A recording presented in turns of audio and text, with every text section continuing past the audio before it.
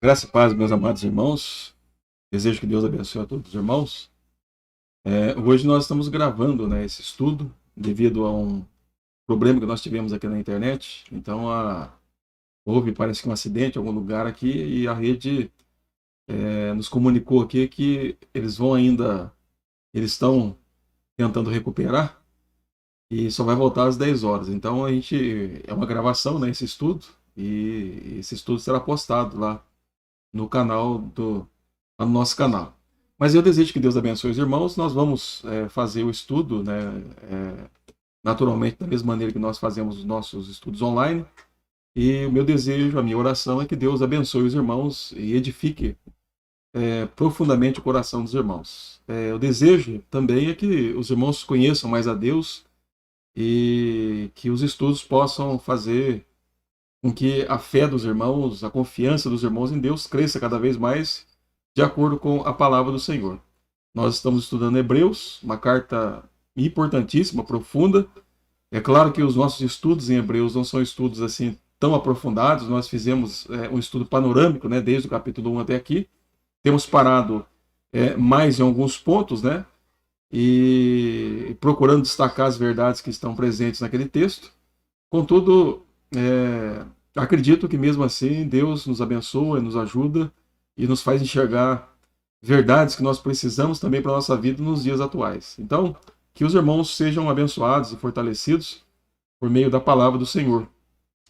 É, Como é costume nosso, então, irmãos, eu vou aqui começar o nosso estudo, né? Pelas orações, lembrando de alguns irmãos que têm pedido para nós orar por eles devido à saúde ou outras complicações.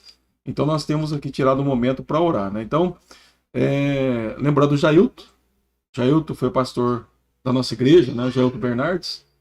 Ele pede as orações, agora agradecendo a Deus, né? O irmão passou por um problema no olho, a pressão dele parece que desregulou, e ele estava comentando que estava dando um tipo de trombose no olho dele. Ele poderia perder a vista, né?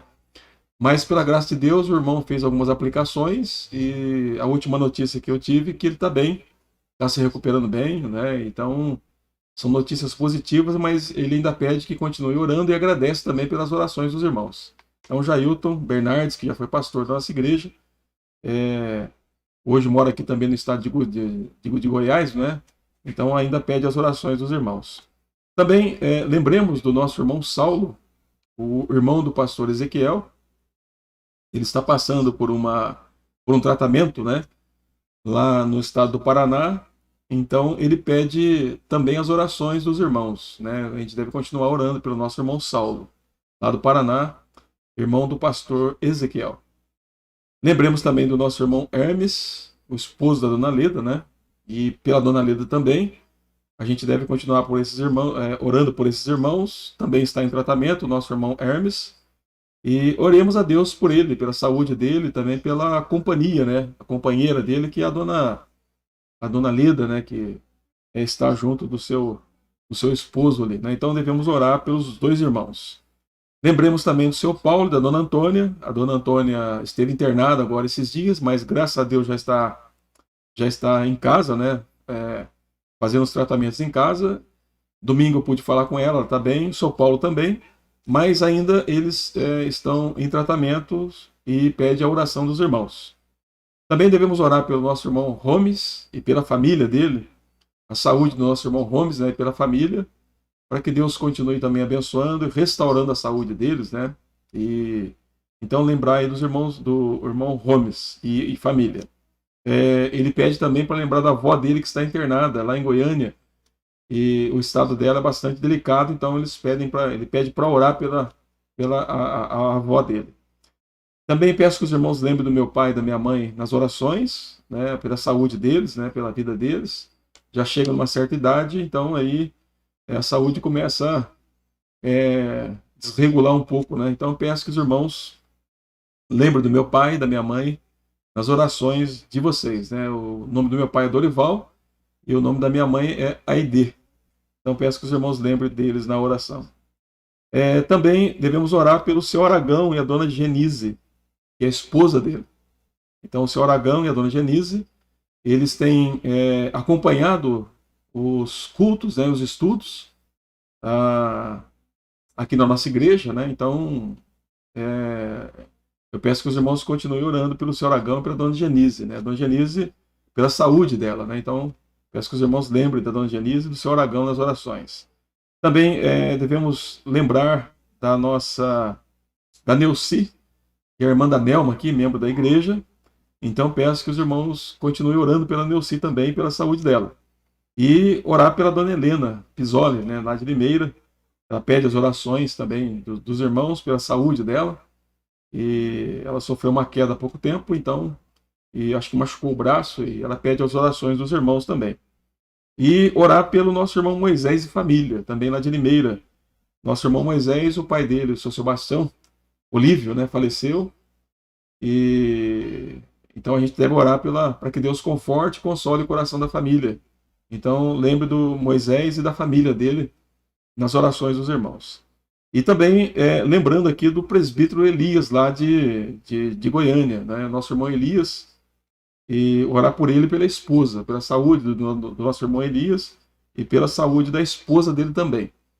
Então, são os irmãos que nós temos aqui registrados, né, para que orem e orar pela saúde desses irmãos. Então, são esses os pedidos, e os irmãos se lembrem, quando forem orar, desses nomes, e clamar a Deus para que Deus, assim, traga alívio, traga paz, traga segurança que somente Deus pode nos dar nesses momentos de dificuldade. Então, nós vamos orar e depois vamos, então, passar para os nossos estudos. Oremos. Senhor nosso Deus, nós somos gratos ao Senhor pela tua graça e pela tua misericórdia, porque tu és o Deus grande e poderoso, Criador dos céus e da terra, e sabemos, ó Deus, que a nossa história, a nossa vida foi planejada pelo Senhor, ela foi formada pelo Senhor, ela é sustentada pelo Senhor, e também a nossa história é governada pelo Senhor, de modo, ó Deus, que toda a nossa vida está diante do Senhor, e nada passa desapercebido, ó Deus, na tua presença santa. Por isso, ó Deus, gratos por essa verdade revelada a nós, gratos pelo conhecimento que o Senhor tem nos dado por meio da tua palavra e pela capacitação que o Senhor nos dá de confiar em ti, nós nos elevamos à tua presença. Conforme, ó Deus, a tua palavra nos ensina que devemos entrar diante do trono da graça e suplicarmos graça para socorro em ocasião oportuna. Então nós suplicamos, ó Deus, as tuas misericórdias, as tuas graças, ó Deus, sobre a vida desses amados irmãos, sobre a vida do Jailton, sobre a vida do nosso irmão Hermes, sobre a vida do nosso irmão Romes, ó Deus, sobre a vida da nossa irmã Leda, sobre a vida, ó Deus, do nosso irmão seu Vicente, a dona Nair. Oramos pela nossa irmã dona Helena, oramos, ó Deus, pelo seu Paulo e a dona Antônia, oramos, Senhor, pelo meu pai e pela minha mãe, oramos, ó Deus, pelo nosso irmão Saulo, que está passando por tratamento, ó Deus, oramos, Senhor, pela Neuci, que também, ó Deus, carece da tua graça e misericórdia. Lembramos desses irmãos, ó Deus, lembramos também do Moisés, que a família está enlutada, que a tua graça e a tua misericórdia se estenda sobre eles, consolando esses corações. Tu és o Deus da nossa vida, o Senhor é que nos dá tudo que nós precisamos, o Senhor é o Deus de toda a consolação, e das tuas mãos, ó Deus, somente delas vem o nosso socorro. Por isso, ó Deus, assista esses irmãos nas suas lutas, nas suas dificuldades, nos seus problemas de saúde, porque nós sabemos que o Senhor é poderoso para restaurar, para curar conforme a tua santa vontade. Mas também sabemos, ó Deus, que mesmo que não venha a restauração ou a cura, todas as coisas contribuem para o bem daqueles que são chamados pelo Senhor, daqueles que te amam. Então nós estamos consolados e confortados que, mesmo diante dos problemas, ó Deus, nós podemos ter a certeza e a segurança que todas as coisas contribuem para o nosso bem, porque o Senhor está agindo em todas elas, de acordo com a tua vontade. Também, ó Deus, suplicamos nesse momento, pela tua palavra, ó Deus, suplicamos que abra o nosso coração, o nosso entendimento, para que nós possamos aprender, ó Deus, do Senhor e aprendermos a confiar mais no Senhor. Abençoe a tua igreja, abençoe os irmãos que nos acompanham E se porventura, ó Senhor Deus, houver alguém ainda que não tem Cristo Jesus como seu único Senhor, suficiente Salvador, que o teu Santo Espírito, que é aquele que converte, que regenera, que transforma corações, venha, ó Deus, e transforme esse coração, para que se curve também aos pés do Senhor Jesus. Pai Santo, abençoe a tua igreja, fortaleça a fé dos nossos irmãos em Cristo, a nossa fé, e ajuda-nos sempre, ó Deus, a descansar no teu poder, na tua providência, ó Deus, na tua graça e na tua misericórdia, no Senhor. Pai Santo, nós oramos e suplicamos essas bênçãos no nome de Jesus, o nosso Senhor e o nosso amado Salvador. Amém. Amém.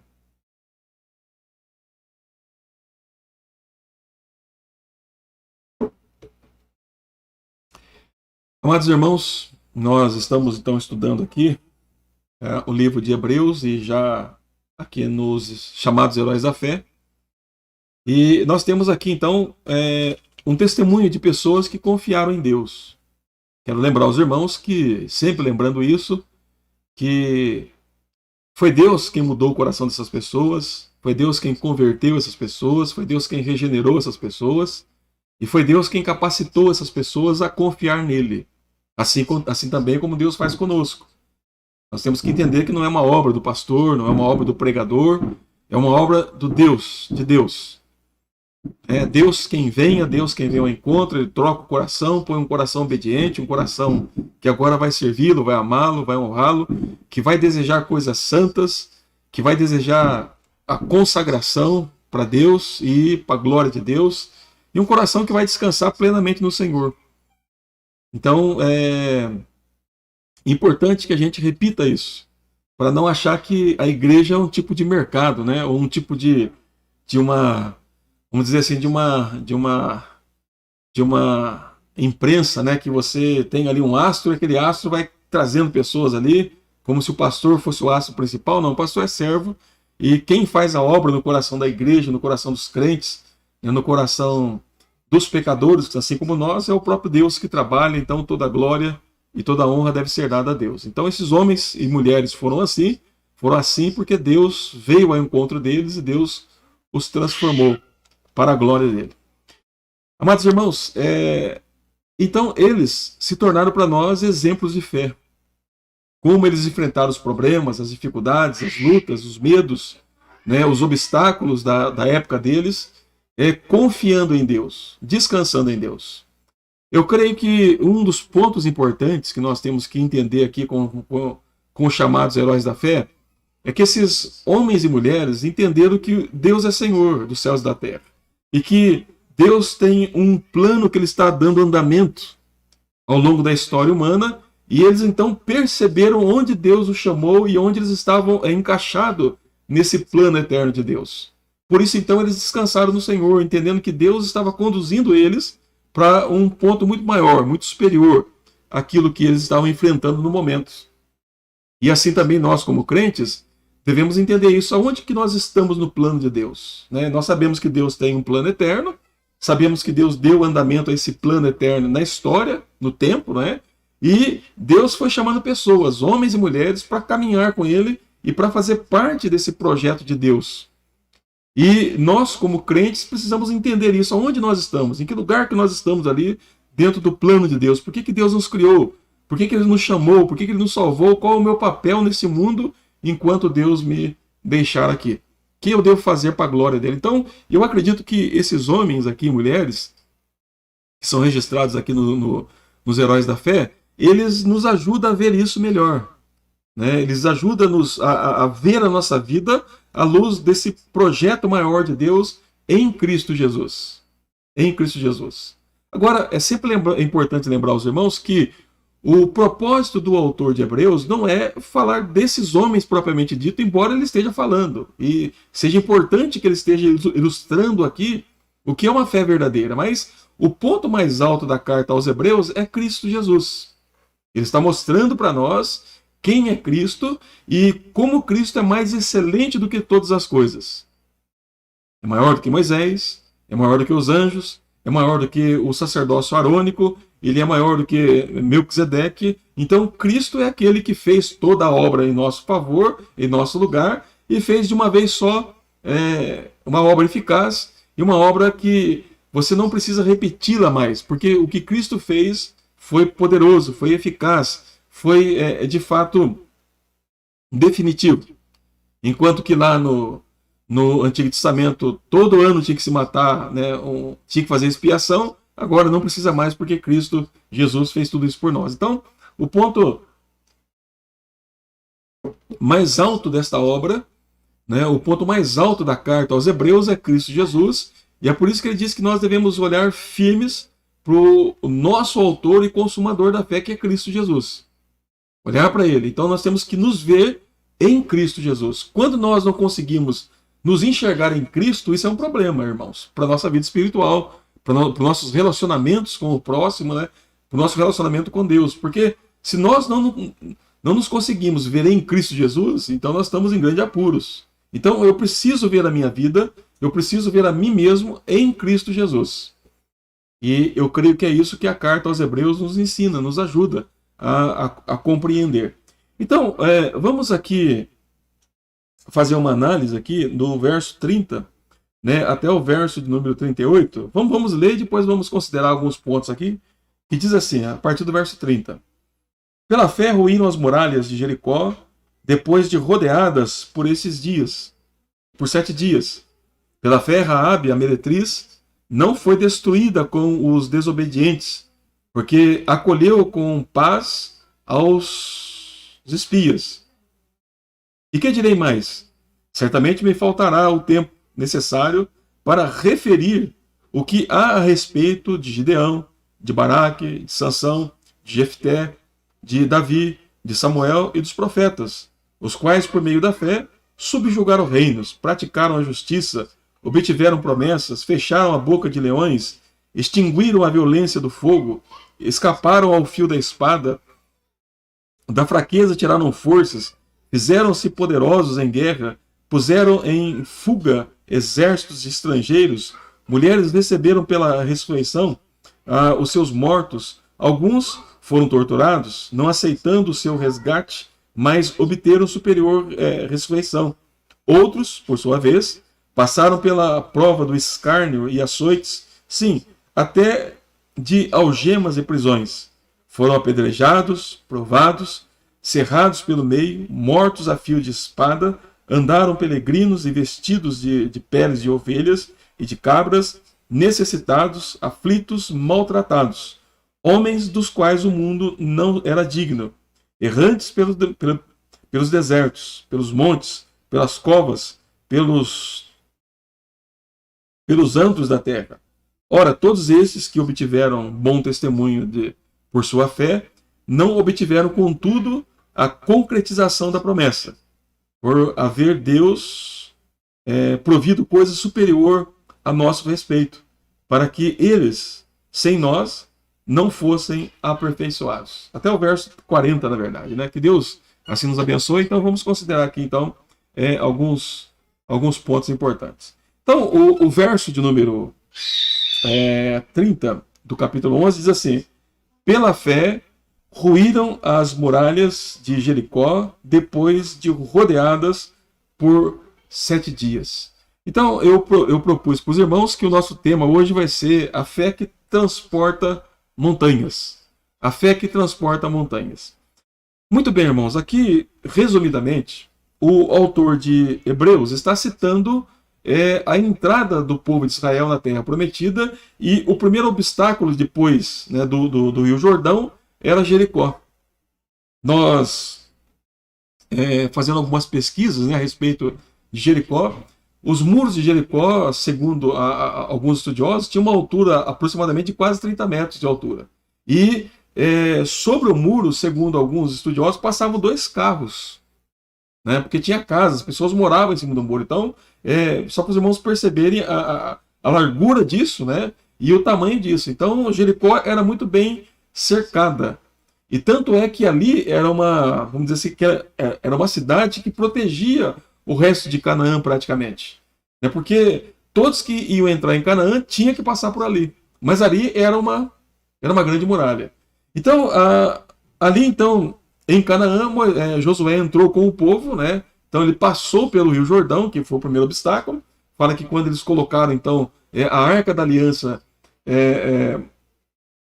na frente e os sacerdotes pisaram no rio, fala que o rio se abriu e o povo passou em seco. Né? Então, e depois do Rio Jordão, o primeiro obstáculo era Jericó. Jericó. Então, irmãos, é importante entender que Jericó, então, vamos pensar assim, o mar foi fácil, né?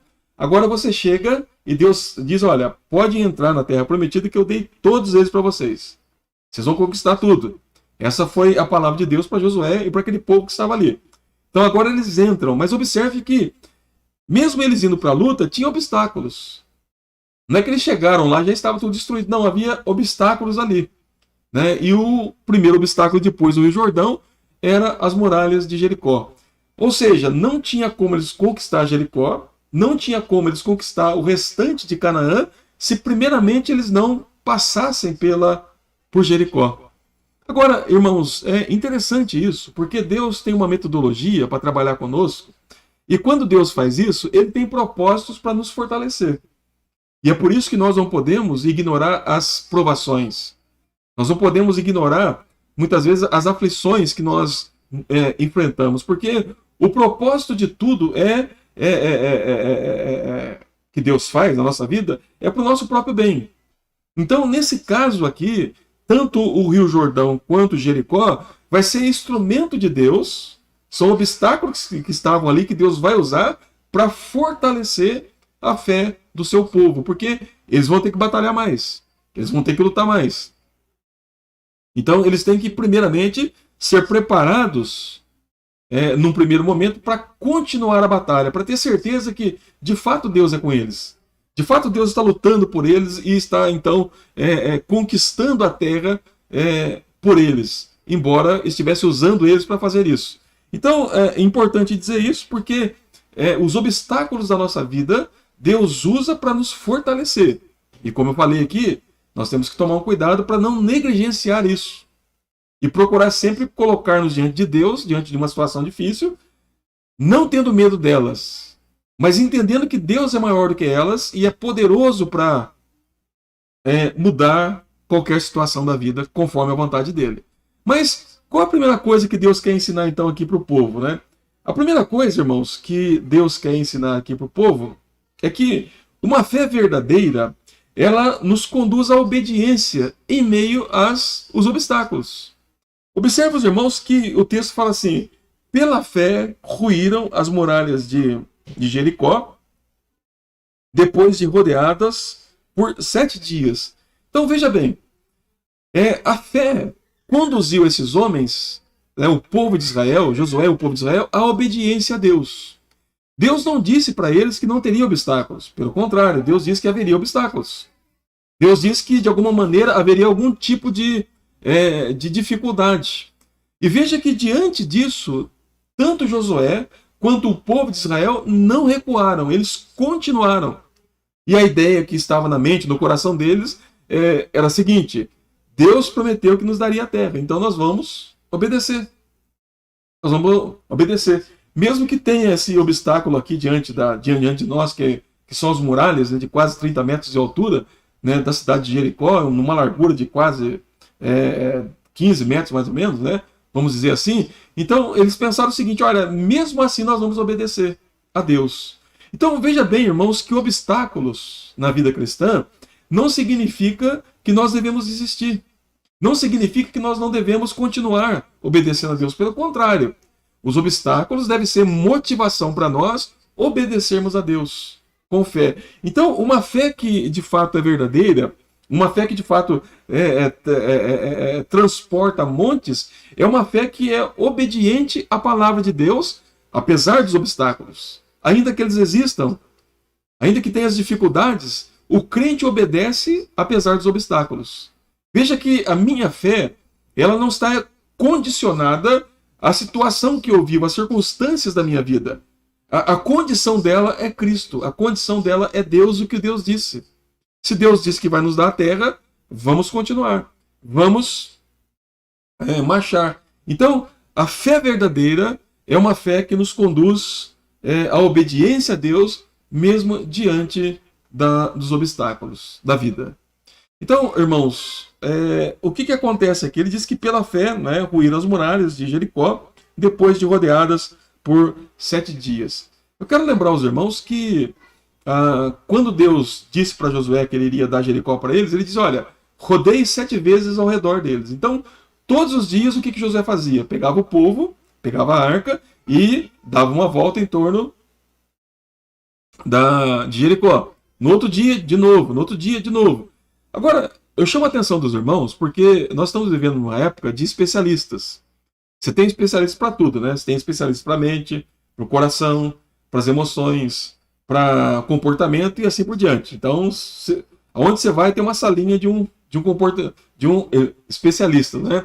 Agora, diferente de Moisés, Josué era um general. Ele era um homem treinado para a batalha, para a guerra. Agora, veja bem, diante deste homem que tinha na sua mente estratégias de guerra, né, ficar rodeando uma cidade poderia parecer loucura, mas como assim? Nós temos que partir para cima, nós temos que arrumar alguma maneira de arrancar aquelas pedras ali e derrubar o muro. Porque normalmente uma pessoa que é um general, né, que é alguém que está no comando de uma tropa, é uma pessoa que ela é estrategista. Ela pensa em recursos e meios de poder tentar, então, entrar no campo inimigo e conquistar o inimigo. Mas observe que Josué, mesmo sendo um homem de guerra, sendo um homem preparado para a guerra, é dito que ele não fez isso. Ele fez o que Deus mandou fazer. Há um obstáculo, e Deus disse que o obstáculo seria vencido por meio da obediência. Então, o que eles fizeram? Eles continuaram andando em redor de Jericó, até que Deus desse a ordem para eles, ou Deus então viesse e destruísse o muro de Jericó. Então, meus irmãos, a primeira aplicação que nós temos que fazer aqui é que a fé cristã, ela não nos livra de obstáculos. Pelo contrário, nós somos muitas vezes cercados por obstáculos, que podem ser diversos. Nesse caso aqui era o muro de Jericó. Agora, é importante dizer para os irmãos que os obstáculos da nossa vida não podem ser, para nós, um motivo de desânimo.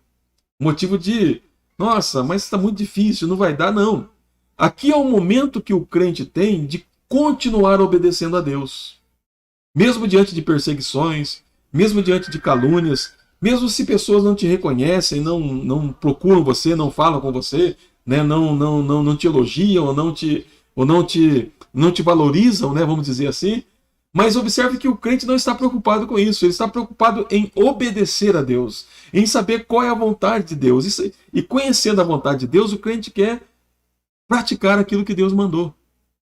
Aquilo que Deus mandou. Então, os obstáculos da vida cristã não podem nos tirar da vida de oração, não podem nos tirar da vida de comunhão com outros irmãos, não podem nos tirar da vida de uma leitura, de um estudo da Bíblia, não pode tirar do nosso coração o desejo de continuarmos nos consagrando a Deus. Lembra do apóstolo Paulo? Paulo escreveu 4 cartas da prisão. Ele escreveu Efésios, Colossenses, Filipenses e Filimão. Paulo estava preso. E Paulo diz que, mesmo ele estando preso, e o obstáculo de Paulo era a prisão, mas a obra de Deus não estava parada. E Paulo estava motivado. Porque Deus estava usando a prisão de Paulo, o obstáculo de Paulo, para fortalecer outros crentes. Os irmãos depois podem conferir isso aí no capítulo 2 de Filipenses. Ele diz que a prisão dele serviu de motivação para outros crentes. E Paulo, no entanto, não estava sem esperança. Ele tinha expectativa que ele continuaria ainda a fazer a obra que Deus havia dado para ele, que a prisão era só um detalhe. Então, irmãos, diante das dificuldades, nós não podemos nos desanimar e deixar de obedecer a Deus. E isso tem acontecido muito nas igrejas hoje, com muitos crentes. Tem crentes que enfrentam problemas e aí começam a desanimar, começam a ficar apáticos, começam a ficar desesperançosos com relação a Deus. Não, eu devo continuar obedecendo a Deus, porque uma fé que me faz transpor barreiras é uma fé que me mantém obediente à palavra de Deus, que me conduz à obediência a Deus, mesmo diante das dificuldades. Deixa eu perguntar para você uma coisa. Qual é a sua luta? Qual é o seu obstáculo? Deixa eu dizer uma coisa para você, meu irmão e minha irmã. Não permita que o seu problema te faça desanimar da vida cristã. Não permita que o seu problema convença você que Deus é menor do que ele. Não, Deus é maior. Continue obedecendo a Deus. Continue obedecendo a palavra de Deus. Continue fazendo aquilo que Deus te chamou para fazer. Não deixe de fazer diante das dificuldades. Diante do sim ou dos não. Diante da doença ou da... Não, continue servindo ao Senhor, se colocando na presença dele como uma pessoa obediente. Então, nesse caso aqui, o que eles fizeram? Mesmo diante das muralhas, eles todos os dias davam uma volta ao redor da muralha, conforme Deus havia então ordenado. Então, obediência. A fé que nos faz transpor montanhas é uma fé que ela me conduz à obediência, mesmo diante dos obstáculos. Mas, amados irmãos, há uma outra lição importante que nós aprendemos aqui, ainda no verso de número 30, que diz assim: pela fé ruíram as muralhas de Jericó, depois de rodeadas por 7 dias. Por 7 dias. Muito bem, irmãos. A fé verdadeira, uma fé que move montanhas, é uma fé que, além de nos conduzir à obediência à palavra de Deus, ela também é uma fé que nos conduz à perseverança. Ou seja, o crente que confia em Deus é um crente perseverante. Ele luta com Deus. Ele insiste com Deus. Ele continua servindo ao Senhor até que ele veja aquilo que Deus prometeu para ele ser cumprido.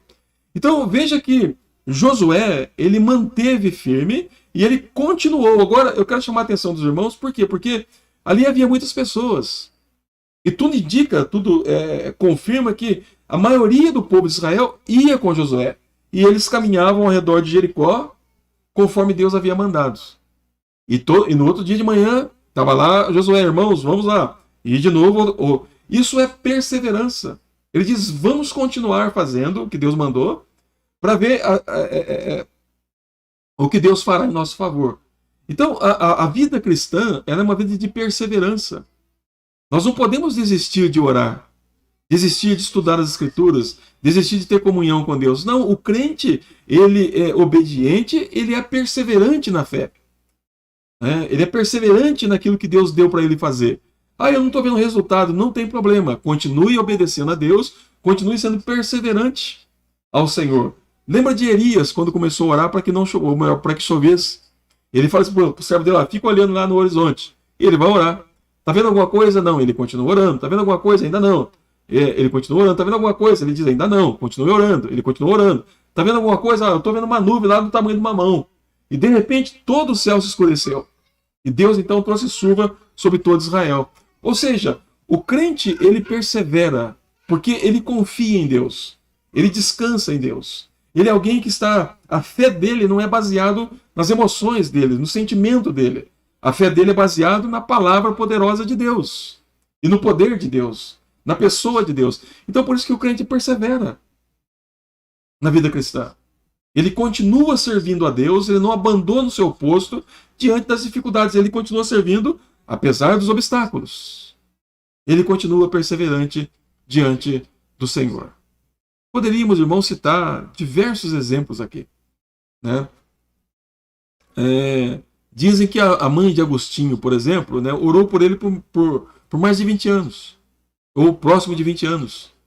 E, segundo a história, parece que ela não viu a conversão dele, mas ele veio a conversão.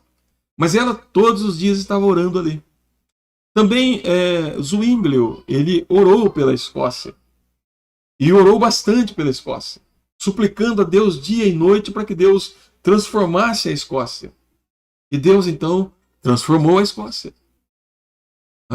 Então, irmãos, a oração, a vida de comunhão, a vida de obediência, de perseverança é algo importante para a fé cristã. E a fé cristã verdadeira torna o crente perseverante e não um crente medroso que quer desistir de tudo. Tem pessoas que eles vão bem até uma altura. Quando vêm os obstáculos, elas querem recuar, querem se afastar. E é bem provável que o autor está falando sobre isso para exortar esses crentes aqui da igreja da qual ele está escrevendo. Por quê? Porque eles estavam querendo recuar diante da fé cristã, diante dos problemas que eles estavam enfrentando, das dificuldades, das lutas. Ele diz: olha, Josué continuou firme, perseverou na fé, até que Deus respondeu a perseverança deles. Então, meu irmão, não deixe que os problemas te desanimem. Não deixe que as dificuldades esfriem o seu coração. Mas seja um homem, seja uma mulher perseverante na fé. Perseverante na fé. A semelhança deles. Eles rodearam todos os dias, toda manhã, estavam lá rodeando Jericó, porque eles acreditavam que Deus iria, de fato, entregar Canaã nas mãos deles, iria começar por Jericó. Iria começar por Jericó. Então, meu irmão, é importante que nós compreendamos isso. A fé, ela nos faz crentes perseverantes. Como é que está a sua vida com Deus? Você está desanimado? Você está abatido? Você está sem perspectiva, sem esperança? A fé, ela produz em nós esperança. Ela produz certeza no nosso coração. E ela nos faz sermos perseverantes porque ela nos faz enxergar quem é Deus. Quais são os planos de Deus, como eu já falei aqui. O que Deus tem a fazer. Então é importante que nós compreendamos isso com relação à fé cristã. Então, a fé cristã, ela nos faz perseverantes. Mas ainda, irmãos, nós temos mais alguma coisa importante aqui. O texto diz assim: pela fé ruíram as muralhas de Jericó, depois de rodeadas por 7 dias. Então, primeiramente, a fé nos conduz à obediência. Segundo, a fé nos torna perseverante, né? A fé que transporta montanhas. Mas a fé que nos faz perseverantes e que nos faz obedientes é a fé que nos dá vitória. Porque o texto diz aqui que pela fé ruíram as muralhas de Jericó. Então eles rodearam, até que chegou o tempo de Deus, e Deus falou assim: agora toquem as trombetas. E eles então tocaram as trombetas. E agora gritem, e gritaram, e fala que os muros de Jericó veio por terra. E fala que eles entraram em Jericó e conquistaram toda Jericó, pelo poder de Deus. Ou seja, irmãos, a fé que nos faz obedecer, a fé que nos torna perseverante, é a fé que nos dá vitória, por meio do poder de Deus. Por meio do poder de Deus. Então veja bem, a obediência é importante, a perseverança é importante, porque se nós não formos obedientes e não formos perseverantes, não veremos vitória. Pelo contrário, esses obstáculos vão nos atrapalhar e muito mesmo. Mas quando nós somos obedientes e quando nós somos perseverantes na confiança em Deus, nós podemos contemplar a vitória, né, e a derrota dos nossos obstáculos, dos nossos inimigos. Então veja que é dito que as muralhas ruíram, caíram. Ou seja, esse povo foi um povo vitorioso. E aqui está uma diferença entre Josué, o livro de Josué e o livro de Juízes. Porque o livro de Josué, o povo, eles têm mais vitórias do que derrotas. No livro dos Juízes, o povo tem mais derrotas do que vitória. Por quê? Porque você tem uma geração no livro de Josué, que é uma geração de fé e de perseverança, e um povo obediente, e no livro de Juízes você tem um povo que não confiava em Deus. Um povo que era rápido para mudar de atitude.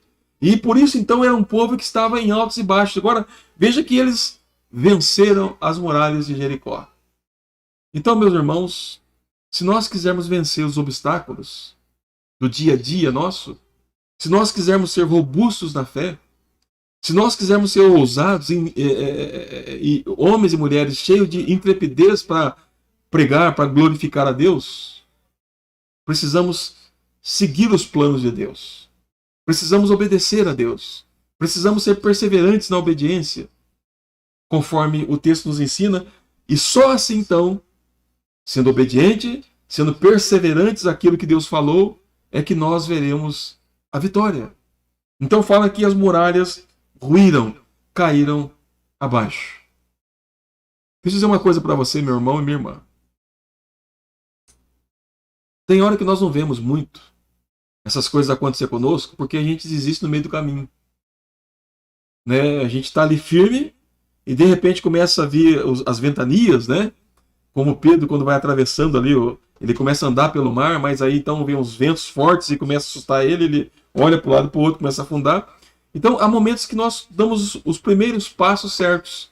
Mas quando nós estamos no meio da tempestade, a gente quer começar a olhar para o lado. E aí começa então a vir as fraquezas de coração. E a gente quer parar no meio do caminho, mas parar no meio do caminho é morte. Nós temos que continuar orando para Ele, para Cristo Jesus, para o autor e consumador da nossa fé. E só por meio de Cristo Jesus é que nós vamos obter a vitória em Cristo Jesus. Então eu não sei qual é o seu problema, eu não sei qual é o seu obstáculo, mas não desista de olhar para Cristo.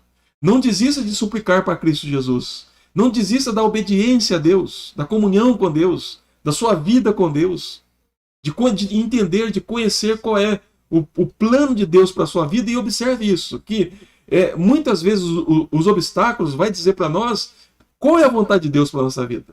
O que Ele quer para a nossa vida. Talvez, meu irmão e minha irmã, Deus queira converter a vizinhança por meio de você. Talvez Deus queira converter um parente seu por meio de você. Da sua perseverança na oração. Da sua perseverança na obediência a Deus. A vitória virá, porque é Deus quem vai trabalhar em nosso favor. Mas é importante que, antes de ver a vitória, precisamos ser obedientes.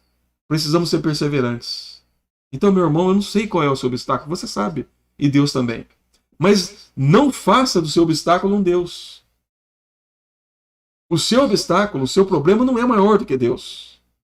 Deus é Senhor nos céus e na terra. Ele planejou a sua vida. Ele te criou. Ele sustenta a sua vida. E Ele governa todos os detalhes da sua vida. Então nós, como crentes, devemos depositar em Deus toda a nossa confiança. Toda a nossa confiança. Talvez seja a timidez.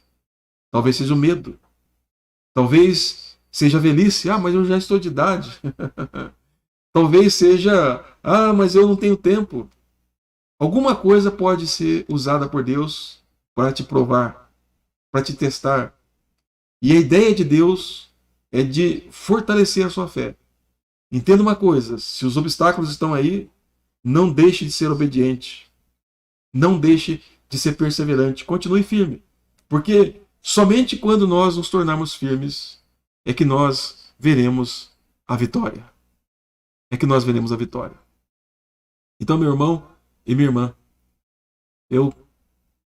assim como o texto nos ensina, precisamos ser crentes corajosos. Não ser como esses crentes que o autor de Hebreus está escrevendo para eles. Eles estavam pensando em desistir. Eles estavam pensando em recuar. Porque eles diziam, não dá mais, não consigo. Mas o crente que de fato tem uma fé que transporta montes, é um crente que ele diz, não, peraí, Deus consegue, Deus pode, Deus tem poder para isso. Eu sou fraco, mas Deus é forte. Eu sou nada, mas Deus é Senhor dos céus e da terra. Então, irmãos, a fé que transporta montes é uma fé que ela é vitoriosa. Ela vê a vitória. Porque ela tem certeza que Deus reina, que Deus governa, e para Deus nada é impossível. A fé deste homem, a fé dessa mulher está em Deus. E não na sua capacidade, não na sua própria força, mas no poder de Deus e na força de Deus. E por último aqui hoje, não vou aqui considerar tudo, mas por último, irmãos, nós temos aqui mais um detalhe no texto, que diz assim, pela fé, ruíram as muralhas de Jericó, depois de rodeados por 7 dias. Uma outra coisa que Deus faz, irmãos, em nós, ou a nosso favor, é mostrar a grandeza do poder dele em nosso favor. Imagine, os irmãos, as muralhas de Jericó. Eu fico pensando que os blocos de pedras que eram tirados eram grandes. Talvez um metro quadrado de bloco, ou algo parecido, um pouco mais. E um empilhado em cima do outro. Quase 30 metros. E não só, aí você tem que ver também a largura deles. Eram bem largos, esses blocos. Então, veja que você colocando a mão, ele fala, mas quem é que pode derrubar isso? Quem é que pode destruir isso? Como é que a gente vai destruir essas coisas? Como é que a gente vai derrubar esses muros? Isso poderia passar pela mente de Josué, do povo de Israel. Como que nós vamos derrubar uma muralha quase que intransponíveis? Tem hora que nós somos tentados a fazer isso, não é verdade? Como que nós vamos passar por esse problema? Como que nós vamos passar por essa dificuldade? Mas a fé verdadeira nos faz ver algo maravilhoso. Ver a grandeza do poder de Deus. Quando as muralhas caíram por terra, o que esse povo viu? Esse povo viu a grandeza do poder de Deus. A majestade do poder de Deus. A glória do poder de Deus. a intensidade do poder de Deus. Porque quando eles gritaram, Deus usou a voz deles, e a minha voz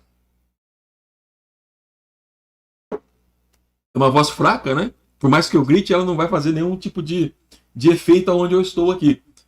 Mas quando eles gritaram, Deus usou a voz deles como a arma, o instrumento dele, e derrubou as muralhas de Jericó.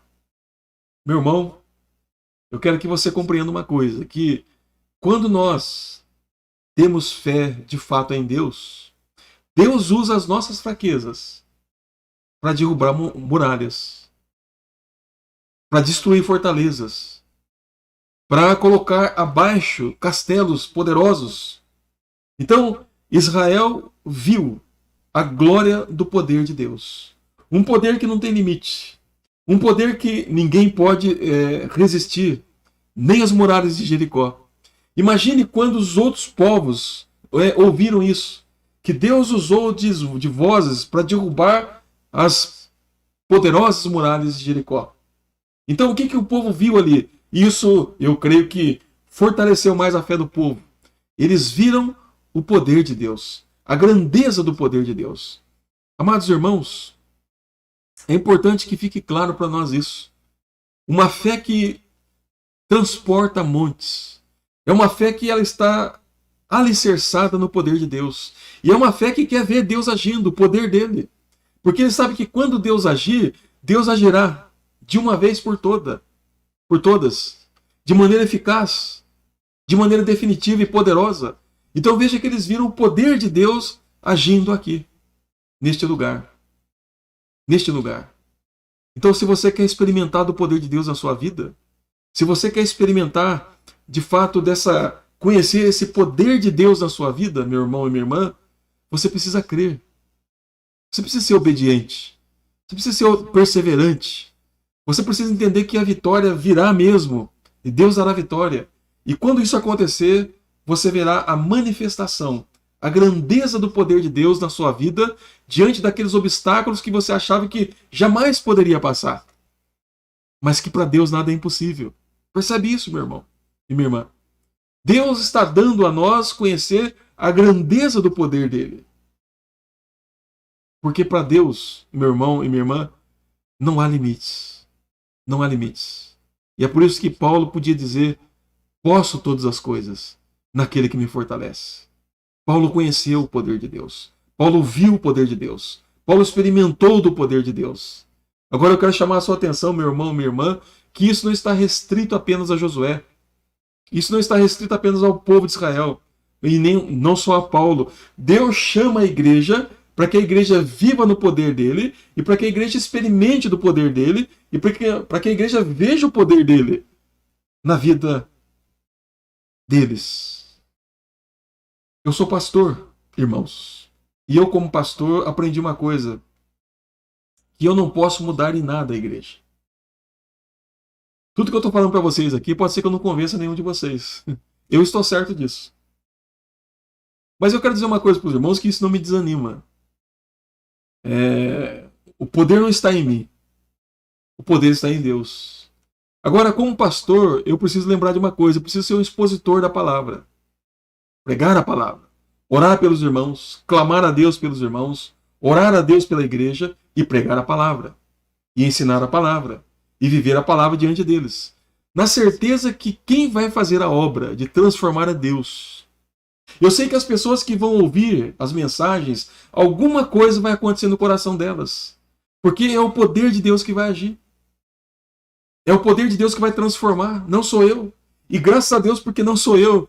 Porque se fosse uma obra humana, quantos arrogantes teríamos nos púlpitos? Mas quando eu entendo que é Deus quem faz a obra, então eu descanso no poder dele. Então eu quero dizer para os irmãos que todos os domingos, todos os dias que eu prego, eu tenho certeza de uma coisa: que o poder de Deus estará em ação. Não porque sou eu, mas é porque é o poder de Deus. A Bíblia diz que a palavra de Deus vai e não volta vazia. Aqui mesmo em Hebreu diz que a palavra de Deus é poderosa. Ela divide alma e espírito, juntas e medulas. A ideia aqui é a seguinte: que Deus divide aquilo que não pode ser dividido. Essa é a ideia, porque junto em medulas, né, alma e espírito é a mesma coisa. Mas ela é tão poderosa que ela divide isso. Esse é o poder de Deus. Ele tá aqui enfatizando o poder da palavra de Deus. Uma coisa eu tenho certeza que, onde a palavra é exposta e ensinada corretamente, o poder de Deus vai agir. Eu sei que vidas serão mudadas, corações serão edificados, pessoas serão transformadas, pessoas serão curadas, não por causa de mim, mas por causa do poder de Deus. E eu sei que quando eu orar, Deus vai ouvir as minhas orações. E Deus há de atender as orações. E para quem eu estou orando, ou para aquilo que eu estou orando, Deus dará uma resposta. Porque é o poder dele que vai agir. Que vai agir. Então, meu irmão e minha irmã, não desanime. Não tenha medo. Não deixe de obedecer. Porque por meio da obediência, por meio da perseverança, nós somos vitoriosos. E nós podemos contemplar a grandeza do poder de Deus. A grandeza do poder de Deus. Meu irmão e minha irmã, experimente isso. Abrace isso. Ame isso. Deseje isso. Clame a Deus por isso. Mais do teu poder, Senhor. Mais do teu poder, Senhor. Mantenha-me firme na tua palavra. Mantenha-me obediente à tua palavra. Me dê um coração perseverante. Me dê um coração que não fique olhando para as circunstâncias, mas para o Senhor. Para o Senhor Jesus, que é o autor e consumador da minha fé. Me faça ver o teu poder. Me faça experimentar do teu poder. Me faça contemplar a grandeza do teu poder na minha vida. É assim que devemos clamar, meus irmãos. E é assim que nós devemos marchar, confiados no grande poder de Deus que está a nosso favor. Se Deus é por nós, quem será contra nós? Que Deus te abençoe, meu irmão e minha irmã. Que Deus te fortaleça. Que Deus te anime. Que Deus te encoraje. Mas abrace a fé. Se fortaleça em Cristo Jesus. Se fortaleça em Deus. E olhe para Deus. Olhe para Cristo Jesus, o autor e o consumador da nossa fé. E não permita, meu irmão e minha irmã, que você baseie a sua fé na força humana, mas no poder de Deus. Deus abençoe. Amém e amém.